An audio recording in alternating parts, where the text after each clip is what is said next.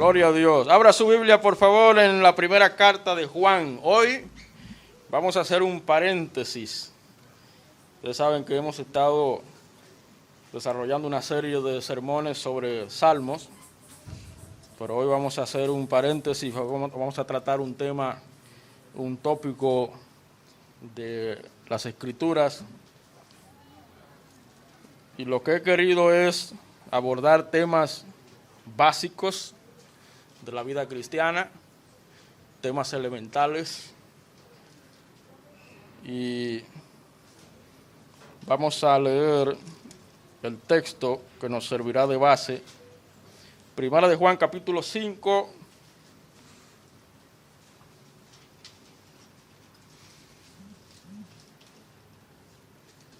vamos a leer desde el versículo 6. Amén.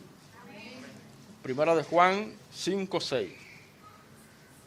Este es Jesucristo, que vino mediante agua y sangre, no mediante agua solamente, sino mediante agua y sangre.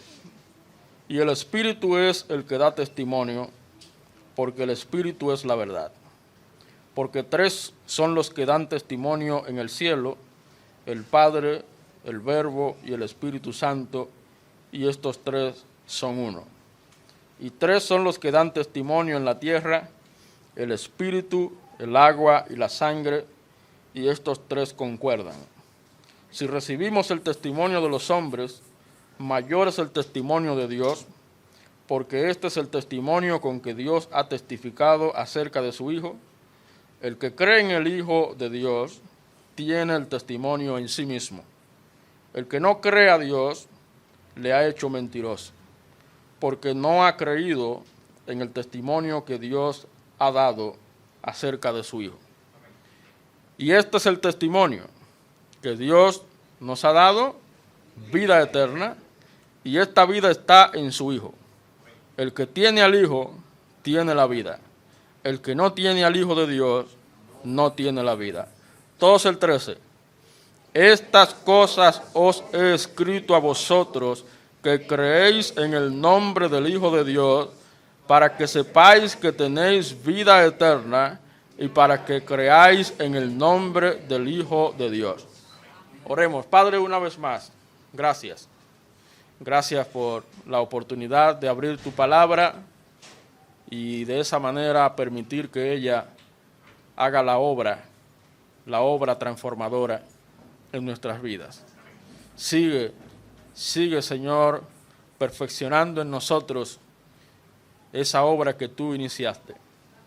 Que Cristo sea formado en nosotros. De corazón, háblanos, que tu Santo Espíritu obre libremente, que tu voz sobresalga en este lugar y que al salir de aquí salgamos edificados, fortalecidos y animados. Gracias, Padre. Ante ti nos rendimos en el nombre de Cristo Jesús. Amén. Gracias, hermanos. Pueden sentar. Temas básicos de la Biblia. Temas elementales para todo creyente. En esta noche quiero tratar uno de esos. Me refiero a la seguridad de su salvación. ¿Está seguro usted de su salvación?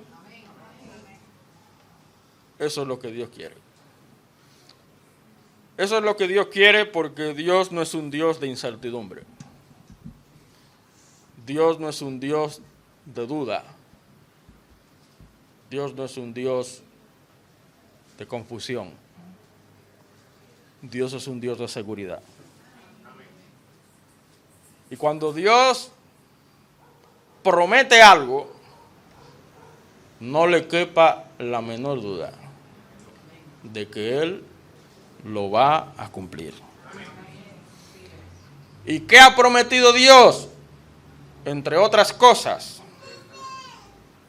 vida eterna.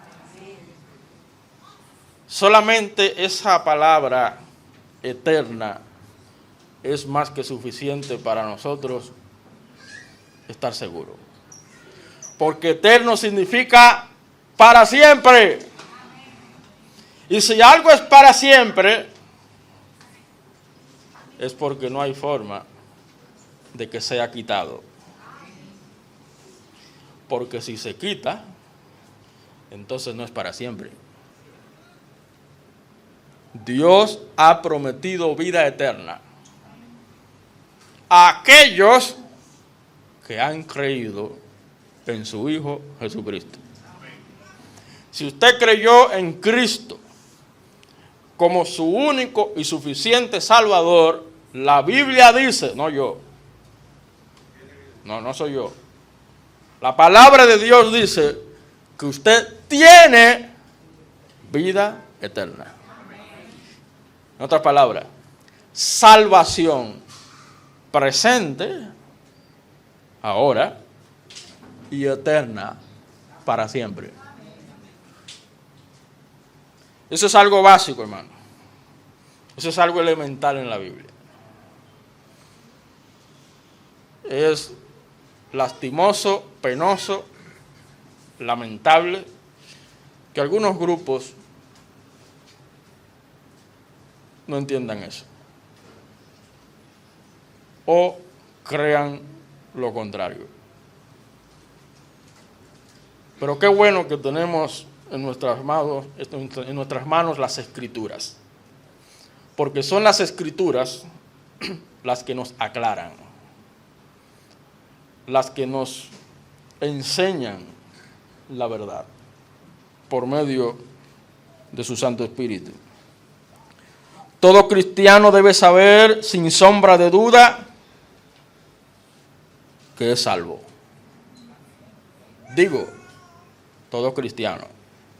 El que no es cristiano, si usted le pregunta, ¿usted está seguro de que si usted muere va al cielo?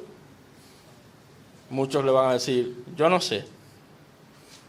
O nadie lo sabe. Nadie puede saberlo. Eso es lo que dicen. Y es entendible. No son salvos, no son cristianos. No han nacido de nuevo. Cuando hablamos de salvación, ¿a qué nos referimos? ¿Qué significa ser salvo? Bueno, si usted lee la Biblia, la estudia, salvo quiere decir que cada pecado nuestro ha sido perdonado. Significa que cuando muramos o cuando Cristo vuelva, iremos al cielo, al hogar celestial, para estar con Él por la eternidad. Eso es ser salvo. Y usted tiene que estar seguro de eso. Usted tiene que estar seguro 100%. No 50, ni 70, ni 99. 100% de que cuando usted muera, usted va a ir al cielo. Si usted no está seguro de eso, usted necesita estar seguro. Porque ya lo dije, Dios no confunde a nadie.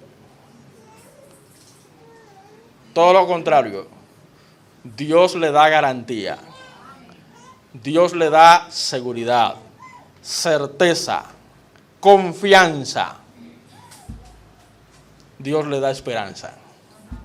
Y hay una frase que dice que la esperanza es lo último que se pierde. Es sabia esa frase. Pero es así. Si esperamos en Dios, óigame, espere en Dios. Confíe en Dios, aférrese en su Dios. No dude, confíe. Todo cristiano necesita tener la absoluta seguridad de que ha experimentado la salvación. Eso sí, usted tiene que estar seguro de que usted ha nacido de nuevo. Usted tiene que estar seguro de que usted pasó de muerte a vida. De que usted se ha convertido a Cristo. De que usted ha sido transformado. Tiene que estar seguro de eso. Tiene que estar seguro de que un día usted conoció a Cristo y decidió vivir para Cristo. No, que yo nací en el Evangelio. No te engañes. La salvación no se recibe por herencia. La salvación no es una herencia. La salvación es un regalo. Es un regalo que hay que recibirlo por fe. Todos necesitan nacer de nuevo, dice la Biblia. Es necesario nacer de nuevo. Todos lo necesitan. Y para usted experimentar la salvación, usted necesita una sola cosa. Necesita a Cristo. Usted necesita entregar su vida a Cristo. Y eso se supone fue lo que ocurrió, si no todos, la mayoría de los que estamos aquí. Un día escuchamos el Evangelio de salvación, entendimos que éramos pecadores, culpables, condenados, perdidos, y que por lo tanto necesitábamos el perdón de Dios. Y necesitábamos ser librados de la condenación eterna por el pecado. Y que solamente había una vía, un camino, una puerta, una sola persona a través de la cual podíamos ser salvos: Jesucristo. Por eso Pedro dijo a viva voz: en ningún otro hay salvación, porque no hay otro nombre bajo el cielo dado a los hombres en quien podamos ser salvos. Jesucristo. Jesucristo es el único Salvador. No hay otro. No hay otra vía, no hay otro camino. La iglesia no salva. Hay personas que te dicen: sí, cuando yo vaya a la iglesia. ¿Y es la iglesia la que te va a salvar? No, cuando entregues tu vida a Cristo. La iglesia no salva. La religión no salva. Los sacramentos, rituales, reglas, sacrificios no salvan. Mis esfuerzos personales, humanos, no salvan. Solo Cristo salva.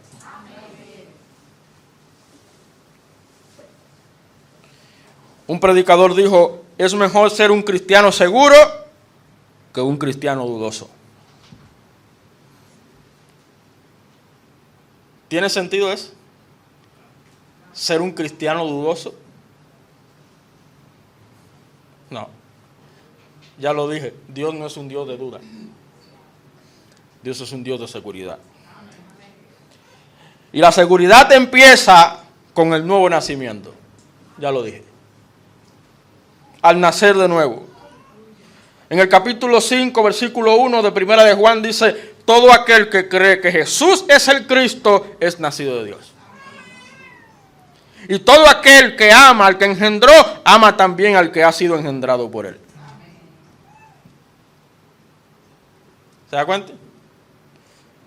Ahí es que comienza la seguridad de salvación, con el nuevo nacimiento. Lo primero que usted tiene que estar seguro de que ha nacido de nuevo. De que un día usted entregó su vida a Cristo.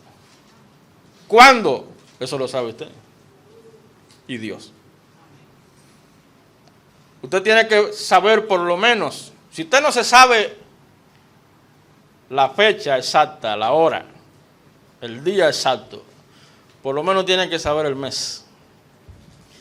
Pero si no se sabe el mes, por lo menos tiene que saberse el año en que usted vino a Cristo. Pero supongamos que usted no se sabe ni año, ni mes, ni día, ni hora.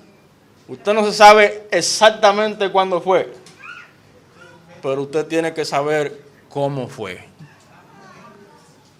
¿Cuáles fueron las circunstancias? ¿Qué fue lo que pasó en ese momento? ¿Qué fue lo que ocurrió en ese momento? Usted tiene que saberlo. Si usted no está claro en eso, el día que su vida cambió de rumbo, cambió de dirección, de que su manera de pensar, de ver la vida, de ver a Dios y de ver el pecado, se tornó distinto. Si usted no está claro, usted necesita nacer de nuevo. No se engañe. No se engañe. El nuevo nacimiento ocurre cuando creemos en el Señor Jesucristo. Eso es lo que dice el texto, lo que dice la Biblia. Ahora, si hemos nacido de nuevo, la evidencia estará presente. Tiene que evidenciarse. No es decirlo por decirlo, es mostrarlo, dejarlo ver. Usted, hermano, hermana, y yo podemos probar nuestra salvación. Algunos han dicho que la primera carta de Juan es como una prueba, un examen. Usted lee la primera carta de Juan y se fijará que eso es un examen riguroso de nuestra fe, de nuestra conversión, de nuestra vida cristiana. ¿Usted quiere saber si es cristiano de verdad? Estudie, escudriñe Primera de Juan, para que usted sepa si realmente es cristiano y no se engañe. Usted puede probar su salvación. Y yo quiero que en esta noche meditemos en eso, probemos, hagamos un ejercicio, un examen, una prueba de si realmente somos salvos. Si realmente podemos decir a viva voz, yo estoy seguro de mi salvación. Estoy 100% seguro de que cuando yo muera, iré a la presencia de Dios. Ojalá sea así. Eso es lo que Dios quiere. Que usted esté seguro de su salvación. Primera prueba. Mire conmigo, Primera de Juan 2, 3 en adelante. Primera de Juan, capítulo 2, versículo 3 en adelante. Dice el texto: y en esto sabemos que nosotros le conocemos si guardamos sus mandamientos. El que dice, yo le conozco y no guarda sus mandamientos, el tal es mentiroso y la verdad no está en él. Porque el que guarda su palabra, en este verdaderamente el amor de Dios se ha perfeccionado. Por esto sabemos que estamos en él. El que dice que permanece en él, debe andar como él anduvo. ¿Y cómo anduvo Cristo?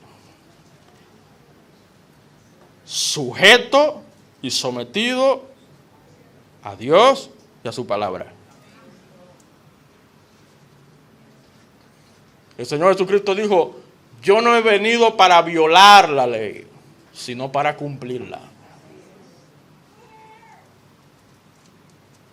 Y Él dijo, si ustedes me aman, guarden mis mandamientos. No me amen de boca, ámenme de verdad. Demuéstrenlo. Eso dijo Cristo. Entonces, la primera prueba, ¿cuál es? La obediencia a la palabra de Dios. a los mandamientos de Dios. Ese es otro nombre que se le da a la Biblia, los mandamientos de Dios. Hay muchos nombres que se le da a la Biblia: la ley de Dios, ordenanzas y estatutos, decretos, ley, ¿verdad? Ya lo dije, preceptos, tus justos juicios, los mandamientos de Dios, la palabra de Dios. Si usted no tiene un compromiso con la palabra de Dios, su conversión está en duda.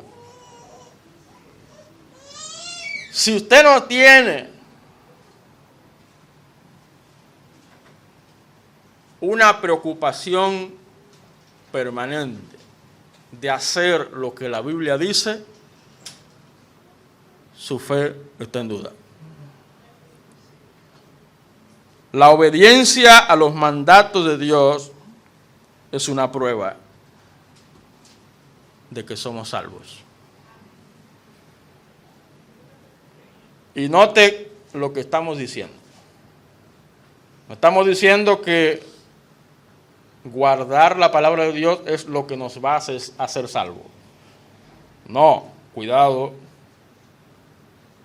Lo que estamos diciendo es que su obediencia a la palabra de Dios es lo que va a evidenciar que usted es salvo, que usted ha nacido de nuevo. La obediencia es la evidencia externa y visible de salvación. La obediencia. Por eso el pastor Andrés siempre decía, el primer principio de la vida cristiana es la obediencia. Y no es para menos. Porque la obediencia es lo que va a identificarte como creyente verdadero. ¿No fue eso lo que ocurrió con Abraham? Fue su obediencia la que evidenció que ese hombre era un hombre de fe. A tal punto de que se le consideró a Abraham el padre de la fe. El padre de la fe. ¿Por qué? Por su obediencia. De manera que aquellos que en verdad han sido iluminados y conocen a Dios, son obedientes a su palabra. Nótelo. Versículo 3. Sabemos que nosotros le conocemos si. Es una condición, condicionante, es un condicional. Sí, un sí condicional. Guardamos sus mandamientos. Guardar la palabra de Dios, obedecer la palabra de Dios, es lo que va a decir de nosotros lo que somos. Hijos de Dios. El que dice yo le conozco, mucha gente dice que conoce a Dios. Oh, yo sí, claro, yo tengo una relación con Dios. Y no guarda sus mandamientos, el tal es. ¿Sabía que hay gente que dice, yo creo en Dios, pero no creo en la Biblia? Hay gente que dice eso. ¿Sabe por qué? Porque no ha nacido de nuevo. Él cree que conoce a Dios. Hay gente que dice, yo creo en Dios, pero en el Dios mío, no en el Dios de la Biblia. Pues si usted no cree en el Dios de la Biblia, usted no conoce a Dios. Usted conoce a otro Dios. A un Dios falso.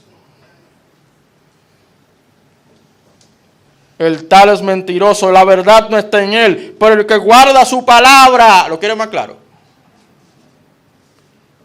El que obedece su palabra, en este verdaderamente el amor de Dios se ha perfeccionado. Por esto sabemos que estamos en él. Esa es la primera prueba. De manera, hermanos, que la Biblia tiene que ser para nosotros, para cada uno de nosotros, nuestra autoridad de fe y práctica. todo lo que creemos, lo que sostenemos, lo que hemos abrazado como verdad, tiene que ser sobre la base de la palabra de Dios. Y todo lo que hacemos como cristianos, donde quiera que estemos, sea en nuestro rol de padres, de esposos, casados, de hijos, de empleados, trabajadores, de ciudadanos, cualquiera que sea nuestra posición, todo debe hacerse a la luz de la palabra de Dios. Un cristiano no puede darse el lujo de tomar decisiones a espaldas de la palabra de Dios. Tiene que buscar el consejo de Dios. El cristiano tiene que estar permanentemente buscando la voluntad de Dios que está en su palabra. Es ahí que está. Hay gente que se pregunta, ¿cómo puedo yo saber la voluntad de Dios para mi vida? ¿Sabe por qué dice eso? Porque no lee la Biblia. Porque no estudia la Biblia, no conoce la Biblia.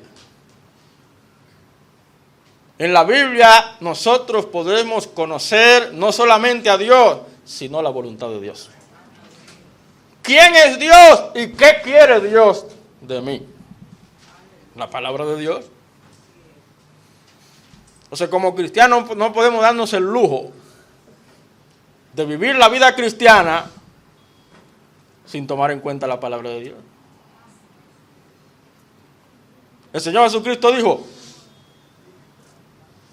si permaneciereis en mis palabras, seréis verdaderamente mis discípulos. De manera que, ¿cuál es la primera prueba de que somos salvos? La obediencia a la palabra de Dios. No tome a juego la Biblia. Tómala en serio. No podemos ser buenos cristianos si nosotros no tomamos la palabra de Dios como nuestra guía. Número 2. Mire conmigo, Primera de Juan, capítulo 3. Otra prueba de que somos salvos. Mire los versículos 14 y 15. Dice, nosotros sabemos que hemos pasado de muerte a vida, es decir, hemos nacido de nuevo, en que amamos a los hermanos. El que no ama a su hermano permanece en muerte. Y dice el 15, todo aquel que aborrece a su hermano es homicida. Tradúzcalo, es un impío. Y sabéis que ningún homicida tiene vida eterna permanente en él. No tiene vida eterna. Cree que la tiene, pero no la tiene. Segunda prueba, el amor a los hermanos. Mire la importancia que tiene el congregarnos, el estar juntos, el pasar tiempo juntos, el servir juntos, adorar juntos a Dios. No es casual que la Biblia nos diga no dejando de congregarnos. A Dios le importa que nos congreguemos. Espero que a usted le importe también. Que el Señor nos ayude a estar unidos hasta el final. Ese es el propósito de Dios. Dios quiere un pueblo que sea uno en Cristo. Dios quiere unidad, comunión, unanimidad, Compañerismo. Que tengamos las cosas en común. Eso es lo que Dios quiere.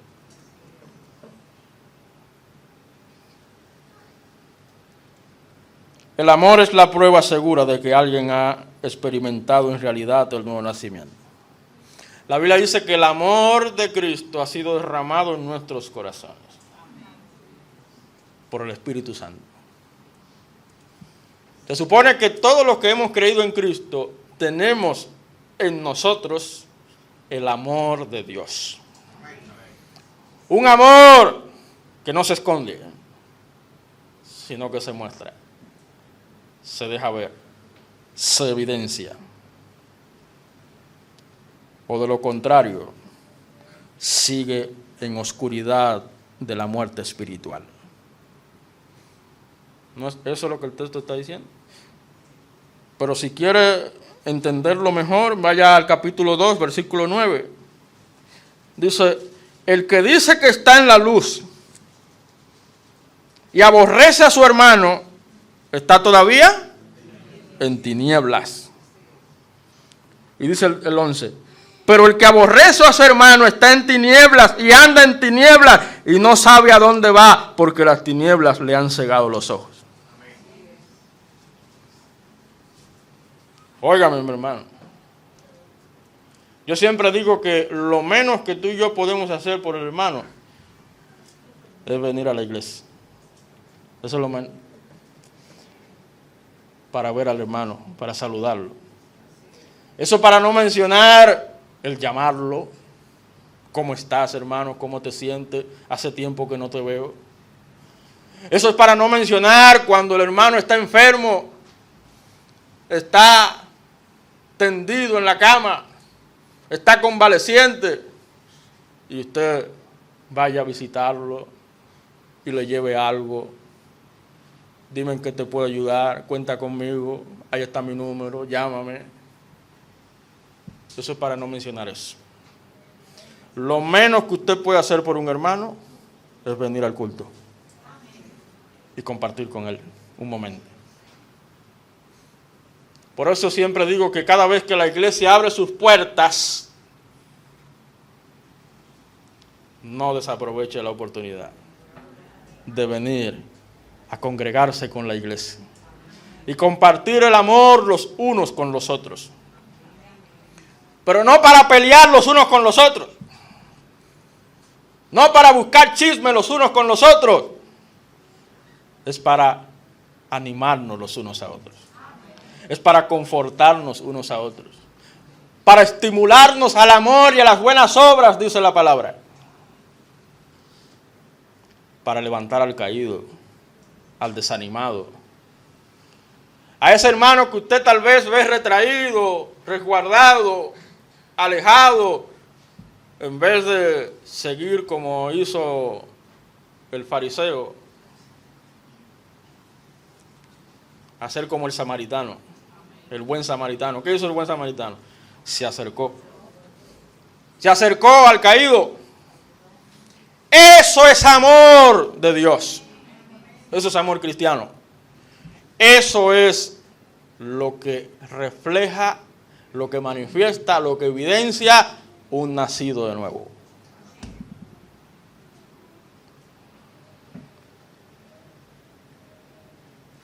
Jesús dijo, en esto conocerán todos que soy mis discípulos, si tienen amor los unos por los otros. No hay que dar mucha vuelta. Hermano, es una prueba que estamos haciendo aquí. Es un examen. No se ponga a pensar en otro, en usted que tiene que pensar. A veces hay gente que van a las iglesias pensando en el otro. Ay, no vino, tenía que estar aquí para que escuchara este mensaje. No, el Señor quiso que fuera usted que esté aquí.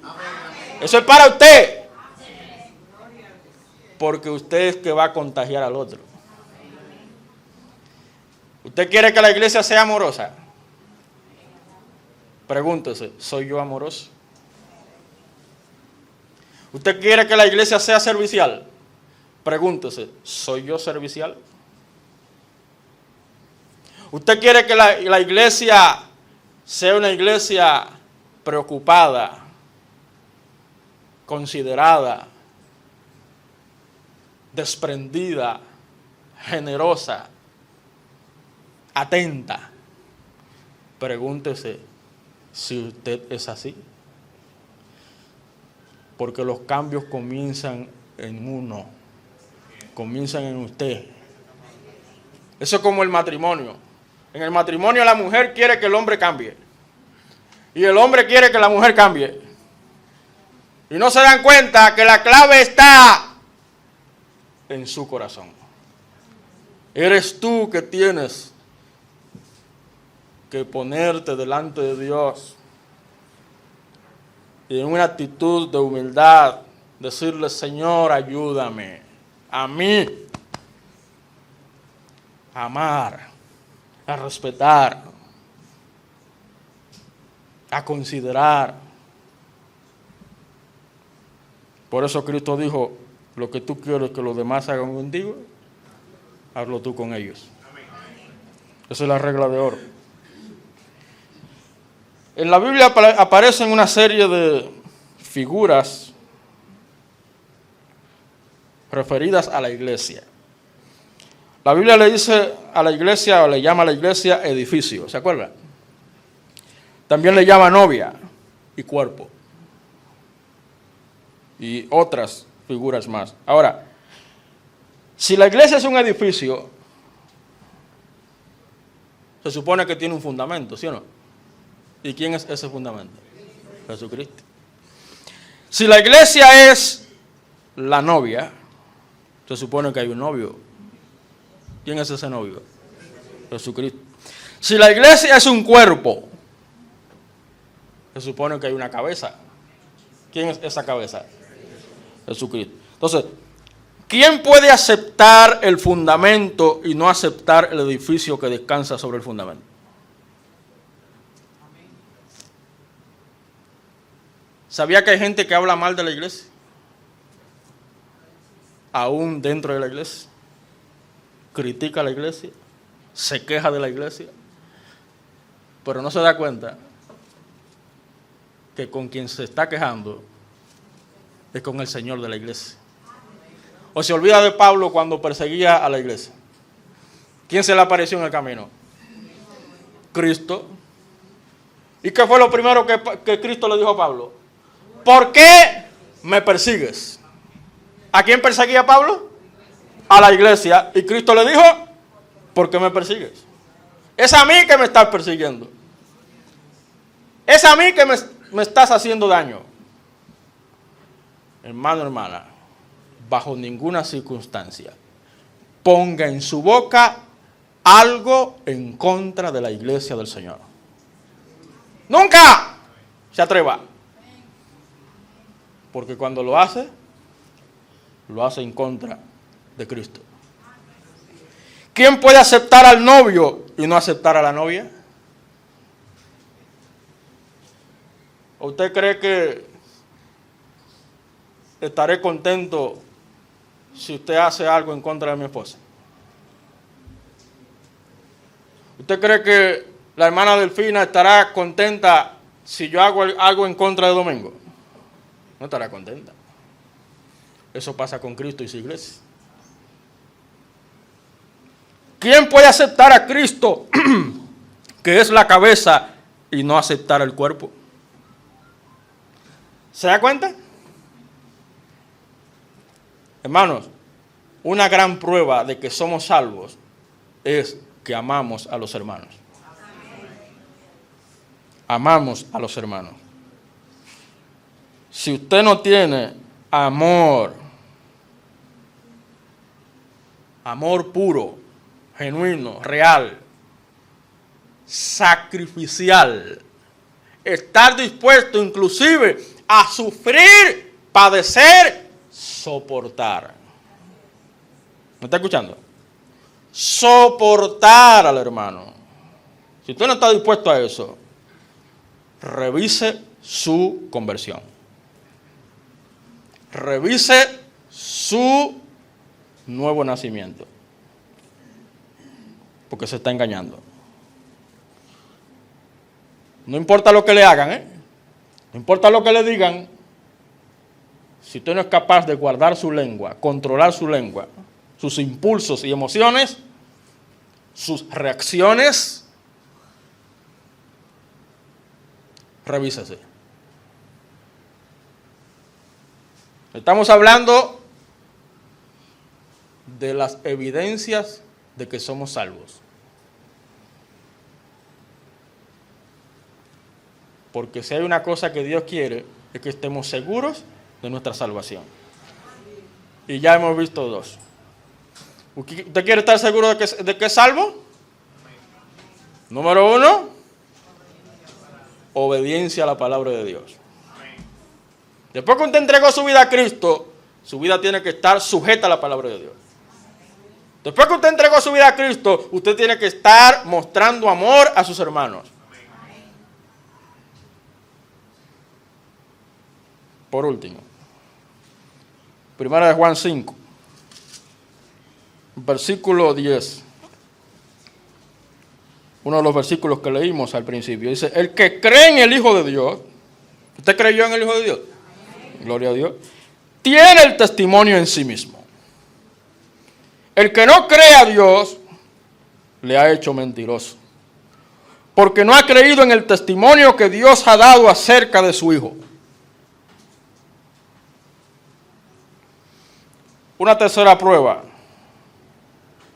de que usted es salvo es su confianza en el Señor Jesucristo. Vamos a ver, sea sincero, honesto. ¿Usted creyó en Cristo? Usted decidió confiar en Cristo. No un poco, o algo, o más o menos. Una parte. No, completamente. ¿Usted creyó completamente en Cristo?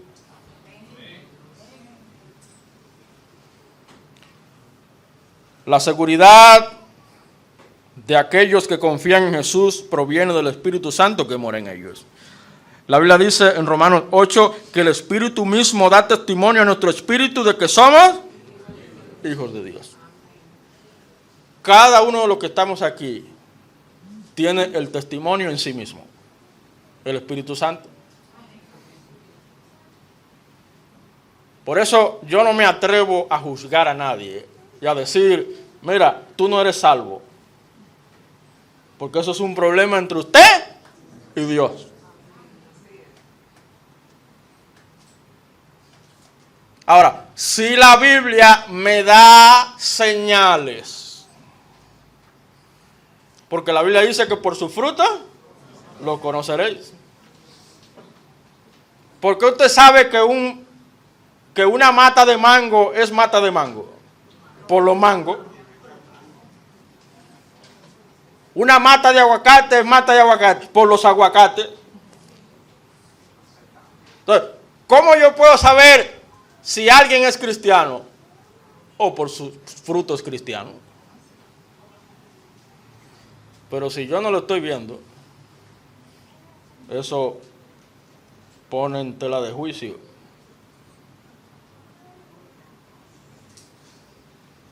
Eso debe llevarme a acercarme a esa persona, ayudar a esa persona a conocer la verdad. Y a no engañarse. Y al hermano que ha pecado, dice la Biblia, restaurarlo. No pisotearlo, Cuidado. Cuando la Biblia habla de disciplina, está hablando de restaurar, no de pisotear. Para que ese hermano vuelva al carril, al camino, a Cristo. El Espíritu da testimonio. Ahora, ¿cómo podemos saber si estamos confiando verdaderamente en este momento? Hay dos cosas. Ya vimos en el texto que el que cree en el Hijo de Dios tiene el testimonio en sí mismo. Ese es el Espíritu de Dios. Usted sabe si el Espíritu Santo mora en usted o no. Usted lo sabe. Él da testimonio a su espíritu. Pero hay una segunda cosa. Mire el versículo 11, primera de Juan 5:11. Y este es el testimonio, dígase, esta es la palabra, que Dios nos ha dado vida eterna, y esta vida está en su Hijo. Y el que tiene al Hijo, tiene la vida. El que no tiene al Hijo de Dios, no tiene la vida. Versículo 13. Estas cosas os he escrito a vosotros que creéis en el nombre del Hijo de Dios, para que sepáis que tenéis vida eterna, y para que sepáis, para que creáis en el nombre del Hijo de Dios. Otra cosa que nos da confianza es la palabra. ¿Qué dice el apóstol?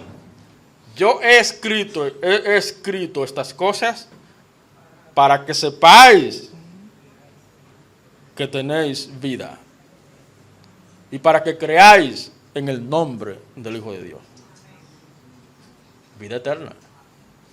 Es la palabra de Dios, no es el pastor, no es el predicador. La palabra de Dios la que nos da confianza de que somos salvos. Por eso, hermanos, cuando a usted le toca predicarle a otros y enseñarle que en Dios hay seguridad, puede encontrar seguridad de salvación. Hágale saber que esa seguridad la da la palabra de Dios. Es la Biblia la que lo dice. Y la Biblia dice que la vida eterna es una relación con la persona de Jesucristo por haberse apropiado de Él. Dice en el versículo 11, Dios nos ha dado vida eterna, y esta vida está ¿dónde? En su Hijo, en Jesucristo. Se trata de una relación personal con Cristo. Esa es la vida eterna. El apóstol Juan en el Evangelio, en el capítulo 17, dice, y esta es la vida eterna, que te conozcan a ti, al único Dios, y a Jesucristo, a quien tú has enviado. Se trata de eso, una relación con Cristo. Por eso, hermanos, tenemos que estar claros, seguros, convencidos de que tenemos una relación con Cristo. Porque esa es la vida eterna. Ya hemos visto cómo probamos que somos salvos. La obediencia a la palabra de Dios, el amor a los hermanos y la confianza en el Señor Jesucristo. ¿Estás tú seguro de tu salvación? ¿Dudas de la promesa de Dios en su palabra? Cuidado. No dudes. La palabra de Dios es fiel. La salvación eterna es promesa de Dios en su palabra fiel.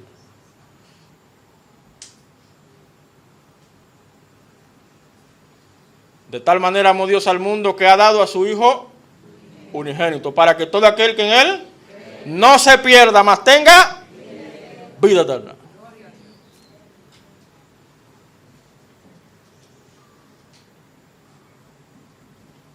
El que oye mi palabra y cree.